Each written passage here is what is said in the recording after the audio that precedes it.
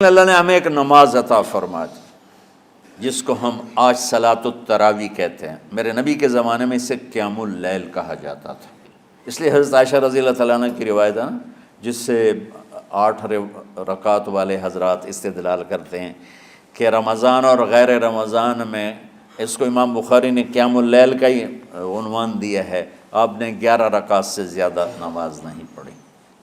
ایک ضعیف روایت میں ہے کہ آپ نے 3 دن پڑھائی نماز، یہ تو صحیح روایت ہے۔ کتنی رکعت پڑھائی؟ تو ایک ضعیف روایت میں ہے کہ 20 رکعت پڑھائی۔ اچھا، ضعیف روایت سے عبادت ثابت نہیں ہو سکتی حکم شرعی۔ تو جب حضرت عمر رضی اللہ تعالیٰ عنہ نے سب کو، اب میرے نبی کے دور میں 3 دن کے بعد آپ تو آئے نہیں کہ کہیں فرض نہ ہو جائے، تو صحابہ اپنے طور پر قرآن سنتے تھے ٹولیوں میں۔ صدیقی دور میں 2 سال وہ فتنوں میں گزرا، تو اس میں بھی اسی طرح چلا کہ ٹولیوں میں ہوتے تھے۔ حضرت عمر رضی اللہ عنہ کے زمانے میں حکومت مضبوط ہو گئی، طاقتور ہو گئے، تو ابتدائی سالوں میں نہیں، چند سالوں کے بعد اب مسجد میں تشریف لائے تو لوگ اس طرح کوئی 4 ادھر 4 ادھر 5 ادھر 10 ادھر 20 ادھر، تو کہنے لگے ان کو ایک امام پہ جمع کر دیا جائے تو کتنا اچھا ہوگا۔ تو آپ نے سب کو اکٹھا کیا اور ابی بن کعب رضی اللہ تعالیٰ عنہ کو امام بنایا اور سب کو ایک نماز پہ جمع کر کے 20 رکعت کا حکم عطا فرمایا۔ تو حضرت عمر کا یہ عمل اس حدیث کو مضبوط کر دیتا ہے کہ چونکہ میرے نبی نے کہا علیکم بسنتی و سنت الخلفاء الراشدین من بعدی، کہ میری اور میرے خلفاء راشدین کی سنت پر مضبوطی سے عمل کرنا۔ تو حضرت عمر کا جو 20 رکعت طے کرنا ہے، اگر ان کا اپنا اجتہاد ہے تو بھی ہمارے لیے عمل کے لیے کافی ہے، اور اگر ان کو یہ یاد ہے کہ میرے نبی نے 20 پڑھی تھیں تو اور زیادہ اچھی بات ہے۔ لیکن بہرحال جو 8 پڑھتا ہے ہمارا اس پہ بھی کوئی اعتراض نہیں، چونکہ وہ بھی حدیث کے ساتھ بات کرتا ہے، اور باقی پوری امت 20 پڑھتی ہے، ان پر بھی اعتراض نہیں۔ میں ایک جگہ سے گزر رہا تھا، نماز کا وقت ہو گیا، اہل حدیث کی مسجد تھی، میں وہاں نماز پڑھنے چلا گیا، تو ایک بہت بڑا اشتہار لکھا ہوا تھا، 20 تراویح ثابت کرنے والے کو 5 لاکھ روپے انعام۔ کہ 20 تراویح، سینکڑوں سال سے امت کا عمل 20 تراویح آ رہا ہے۔ تراویح کا نام جو پڑھا، مجھے یوں لگتا ہے کہ اہل مکہ، یعنی اہل مکہ جو تھے نا، وہ 4 تراویح پڑھ کے ایک طواف کرتے تھے، تو وہ آرام کے لیے ہوتا، ترویحہ آرام، تھوڑی دیر کا آرام۔ تو 4 تراویح کے بعد ایک طواف کرتے تھے، وہ چھوٹا سا طواف 10 منٹ میں ختم ہو جاتا تھا، اور پھر 4 تراویح پڑھتے تھے، پھر طواف کرتے تھے، پھر 4 پڑھتے تھے، پھر طواف کرتے تھے۔ یہ صحابہ کے تھوڑے بعد کے دور کی بات۔ تو مدینے والوں کو پتہ چلا کہ مکے والے تو یہ کرتے ہیں، وہ کہنے لگے اساں کی کریے؟ انہوں نے کہا اسی 40 تراویح پڑھیں گے، 40 رکعت، وہ 40 رکعت پڑھتے تھے۔ تو نوافل میں کوئی سختی نہیں کہ بھائی 8 سے زیادہ نہیں پڑھنی، بدعت ہو جائے گی، اور 20 پڑھنا بدعت ہے، یہ سب جہالت کی بات ہے۔ اور یہ 8 پڑھ رہے ہیں یہ غلط ہے، یہ بھی حماقت کی بات ہے۔ جو صحیح حدیث سے دلیل پکڑ کے کوئی عمل کرتا ہو تو بھائیو اس سے بحث نہ کیا کرو، مناظرہ نہ کیا کرو، یہ بہت نادانی والی بات۔ اور امت کا، خلق لاکھوں کروڑوں انسانوں کا ایک عمل پہ جمع ہونا، یہ بذات خود اس کی طاقت کی ایک دلیل۔ اور حرمین جب سے میرے رب نے حضرت عمر نے 20 رکعت شروع کی، آج تک وہاں بھی ساری مساجد میں 8 رکعت تراویح ہوتی ہے، لیکن حرمین کی مسجد میں 20 رکعت، ادھر بھی ادھر بھی۔ اور یہ جو وہ وہاں ختم قرآن پہ دعا نہیں مانگی جاتی، یہ کس کا عمل ہے؟ حضرت عثمان کا۔ حضرت عثمان نے اپنے دور خلافت میں تراویح پڑھانے والے سے کہا جب قرآن ختم کرو تو دعا کرنا۔ وہ کہنے لگے جی کیا دعا کروں؟ کہ جو تیرے دل میں آیا کرنا۔ تو ختم قرآن کی رات تراویح کی آخری رکعت میں من الجنت والناس کے بعد دعا کے لیے ہاتھ اٹھانا، یہ حضرت عثمان رضی اللہ تعالیٰ عنہ نے اس کو زندہ فرمایا۔ اور امام دعا کرتا تھا 1 منٹ 10 منٹ 20 منٹ جتنے بھی، اور پیچھے لوگ آمین کہتے تھے۔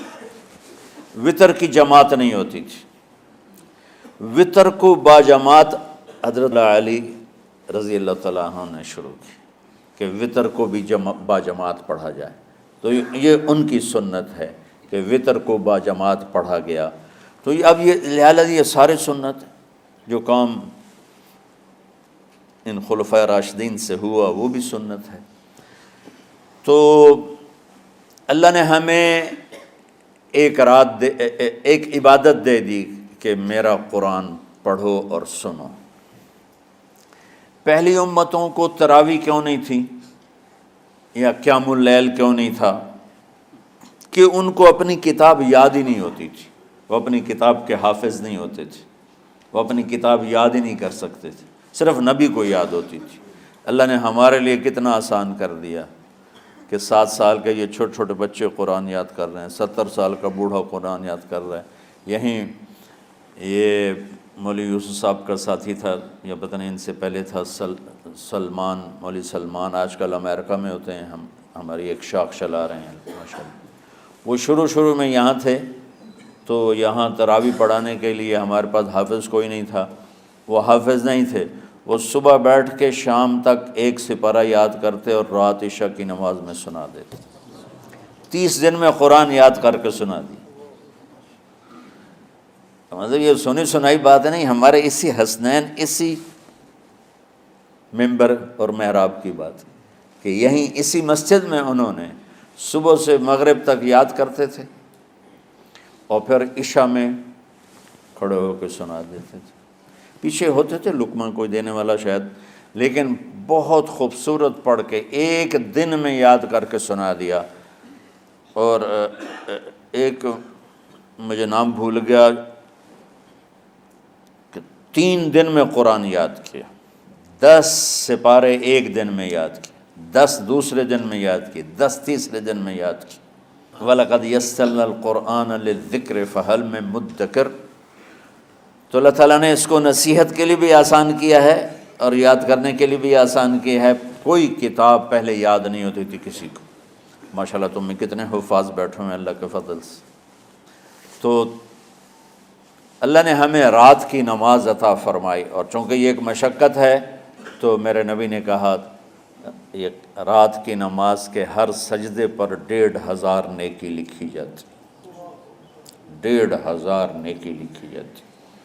اور اللہ تعالیٰ ہر سجدے پر جنت میں ایک محل بناتا ہے جس کے 60,000 سونے چاندی کے دروازے ہوتے، اور ایک درخت اس کے لیے لگاتا ہے جس کے نیچے 100 سال گھوڑا دوڑ سکتا ہے۔ تو رمضان کا اہتمام آپ رجب سے شروع فرما دیتے تھے۔ میرے نبی نے 9 رمضان دیکھے، 9 رمضان اپنی زندگی میں، 9 رمضان۔ 10ویں رمضان سے پہلے آپ اللہ کے پاس تشریف لے گئے۔ آپ کی زندگی میں روزے فرض ہونے سے آپ کی وفات تک 9 رمضان گزرے، اور میں قربان جاؤں اپنے نبی پر، اپنی امت پہ کیسی شفقت تھی۔ آپ سحری کھاتے تھے بالکل آخری وقت، ادھر بلال اذان دے رہا ہے اور ادھر آپ آخری لقمہ کھا رہے ہیں، اور ادھر سورج نیچے ہوا اور آپ کھجور منہ میں۔ ایک آدمی اوپر کھڑا ہوتا تھا مدینے میں تو وہ چھت پہ، گھر کی چھت پہ کھڑا ہوتا تھا، سفر میں ہے تو وہ کسی پہاڑی پہ کھڑا ہوتا تھا۔ جو ہی سورج کا کنارہ نیچے جاتا اب فوراً وہ کہتا یا رسول اللہ قد غربت، تو آپ کھجور منہ میں ڈال لیتے تھے، یا پانی، کبھی پانی سے افطار فرماتے تھے، کبھی کھجور سے افطار فرماتے تھے کہ میری امت پہ بھوک کا وقت کم سے کم آئے۔ آج کل جو یہ ہمارے افطاری کے اوقات ہیں نا، یہ سورج ڈوبنے کے بھی 2-2.5 منٹ بعد کے ہیں کہ احتیاطاً، ٹھیک ہے چلو احتیاط کر لو کوئی مسئلہ نہیں، لیکن اصل ہے ادھر چونکہ اب سورج ہمیں نظر ہی نہیں آتا ہے، اس طرح ہم گھرے ہوئے ہیں شہروں میں، دیہاتوں میں بھی اب اس طرح کا ماحول ہے کہ وہ نظر نہیں آتا ہے، تو بہتر کہ ادھر سورج غائب ہو ادھر لقمہ منہ میں جائے، لیکن یہ تب ہے جب آپ نظر آ رہا ہو۔ اب جب آپ یہاں بیٹھے ہو حسنین میں تو یہاں تو کوئی سورج نظر نہیں آئے گا، یہاں تو منار ہی نظر آئے گا، تو لہٰذا احتیاط ٹھیک۔ ہمارے اہل حدیث بھائی وہ 2 منٹ پہلے ہم سے افطار کرتے ہیں، تو بڑی اچھی بات ہے کہ سورج کے غروب ہونے کا جو اصل وقت ہے اس کے ساتھ ہی افطار کرنا۔ اور سحری میں ایک واقعہ سناتا ہوں، آپ سحری کھا رہے تھے، بکرے کی سری پکی ہوئی تھی، تو مولا علی رضی اللہ تعالیٰ عنہ اور عرباض بن ساریہ رضی اللہ تعالیٰ عنہ آپ کے ساتھ کھانا کھا رہے تھے، تو حضرت بلال ہے، یا رسول اللہ وقت ختم ہو گیا ہے، میں اذان دینے جا رہا ہوں، آپ برائے مہربانی کھانا پینا بند کریں۔ اور یہ کہہ کر چلے گئے۔